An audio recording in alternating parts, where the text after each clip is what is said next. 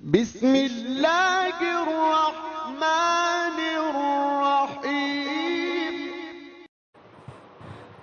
نحمدہ ونصلی علی رسولہ الکریم اما بعد فاعوذ باللہ من الشیطان الرجیم بسم اللہ الرحمن الرحیم السلام علیکم ورحمۃ اللہ وبرکاتہ۔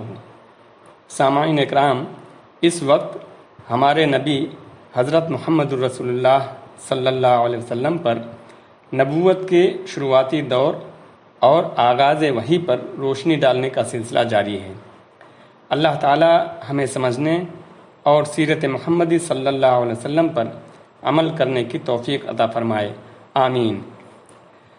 جب نبی کریم صلی اللہ علیہ وسلم پر حیرت کے سائے سکڑ گئے، حقیقت کے نقوش پختہ ہو گئے اور آپ صلی اللہ علیہ وسلم کو یقینی طور پر معلوم ہو گیا کہ آپ صلی اللہ علیہ وسلم اللہ تعالیٰ کے نبی ہو چکے ہیں، اور آپ کے پاس جو شخص آیا تھا وہ وحی کا سفیر اور آسمانی خبر کا ناقل ہے، اور اس طرح وحی کے لیے آپ صلی اللہ علیہ وسلم کا شوق و انتظار اس بات کا ضامن ہو گیا کہ آئندہ وحی کی آمد پر آپ صلی اللہ علیہ وسلم ثابت قدم رہیں گے، اس بوجھ کو اٹھا لیں گے۔ تو حضرت جبریل علیہ السلام دوبارہ تشریف لائے۔ صحیح بخاری میں حضرت جابر بن عبداللہ رضی اللہ تعالیٰ عنہ سے مروی ہے کہ انہوں نے رسول اللہ صلی اللہ علیہ وسلم کی زبانی بندش وحی کا واقعہ سنا۔ آپ صلی اللہ علیہ وسلم فرماتے تھے، میں چلا جا رہا تھا کہ مجھے اچانک آسمان سے ایک آواز سنائی دی۔ میں نے آسمان کی طرف نگاہ اٹھائی تو کیا دیکھتا ہوں کہ وہی فرشتہ جو میرے پاس حرا میں آیا تھا، آسمان و زمین کے درمیان ایک کرسی پر بیٹھا ہے۔ میں اس سے خوف زدہ ہو کر زمین کی طرف جا جھکا۔ پھر میں نے اپنے اہل خانہ کے پاس آ کر کہا، مجھے چادر اڑا دو، مجھے چادر اڑا دو۔ انہوں نے مجھے چادر اڑا دی۔ اس کے بعد اللہ تعالیٰ نے یا ایھا المدثر والرجز فہجر تک کی آیت نازل فرمائی۔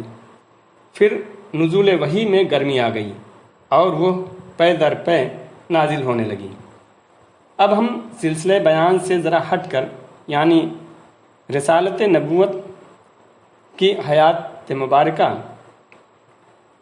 کی تفصیلات شروع کرنے سے پہلے وحی کی اقسام کا ذکر کرنا مناسب سمجھتے ہیں، کیونکہ یہ رسالت کا مصدر اور دعوت کی کمک ہے۔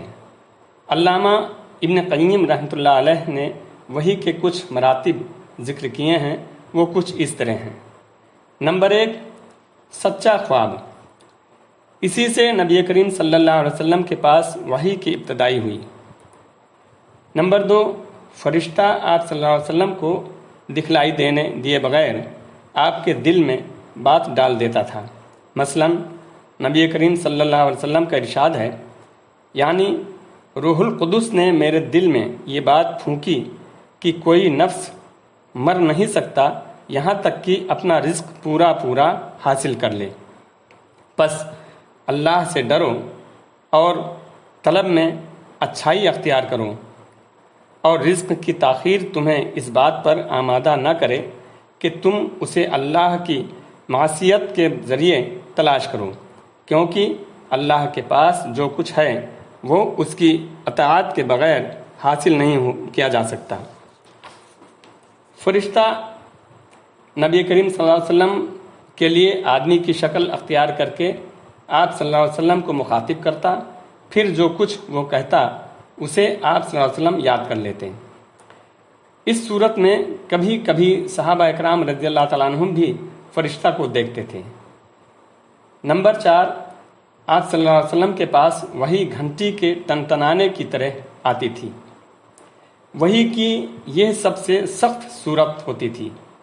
اس صورت میں فرشتہ آپ صلی اللہ علیہ وسلم سے ملتا تھا، اور وحی آتی تھی تو سخت جاڑے کے زمانے میں بھی آپ صلی اللہ علیہ وسلم کی پیشانی سے پسینہ پھوٹ پڑتا تھا، اور آپ صلی اللہ علیہ وسلم اونٹنی پر سوار ہوتے تو وہ زمین پر بیٹھ جاتی، ایک بار اس طرح وحی آئی کہ آپ صلی اللہ علیہ وسلم کی ران حضرت زید بن ثابت رضی اللہ تعالیٰ عنہ کی ران پر تھی، تو ان پر اس قدر بھاری محسوس ہوا کہ لگتا تھا ان کی ران کچل جائے گی۔ نمبر 5، آپ صلی اللہ علیہ وسلم فرشتے کو اس کی اصلی اور پیدائشی شکل میں دیکھتے تھے، اور اسی حالت میں وہ اللہ تعالیٰ کی حسب مشیت آپ صلی اللہ علیہ وسلم کی طرف وحی کرتا تھا۔ یہ صورت آپ صلی اللہ علیہ وسلم کے ساتھ 2 مرتبہ پیش آئی، جس کا ذکر اللہ تعالیٰ نے قرآن مجید کی سورہ نجم میں فرمایا ہے۔ نمبر 6، آپ صلی اللہ علیہ وسلم پر وحی معراج کی رات نماز کی فرضیت وغیرہ کے سلسلے میں اللہ تعالیٰ نے اس وقت فرمائی جب آپ صلی اللہ علیہ وسلم آسمانوں کے اوپر تھے۔ نمبر 7، فرشتے کے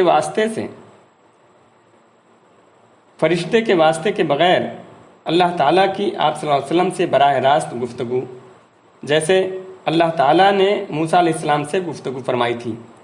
وحی کی یہ صورت موسیٰ علیہ السلام کے لیے نص قرآنی سے قطعی طور پر ثابت ہے، لیکن نبی کریم صلی اللہ علیہ وسلم کے لیے اس کا ثبوت قرآن کے بجائے معراج کی حدیث میں ہے، جیسا کہ زاد المعاد میں مذکور ہے۔ اب ہم نبی کریم صلی اللہ علیہ وسلم کی رسالت و نبوت کی حیات مبارکہ کی تفصیلات کی طرف پھر سے رخ کر رہے ہیں۔ ملاحظہ فرمائیں، قرآن مجید کی سورہ مدثر کی ابتدائی آیات یا ایھا المدثر سے وَلِرَبِّکَ فَاصْبِرْ تک میں نبی کریم صلی اللہ علیہ وسلم کو کئی حکم دیے گئے ہیں، جو ظاہری طور پر تو بہت مختصر اور سادہ ہیں، لیکن حقیقت میں بڑے دور رس مقاصد پر مشتمل ہیں اور حقائق پر ان کے گہرے اثرات مرتب ہوتے ہیں۔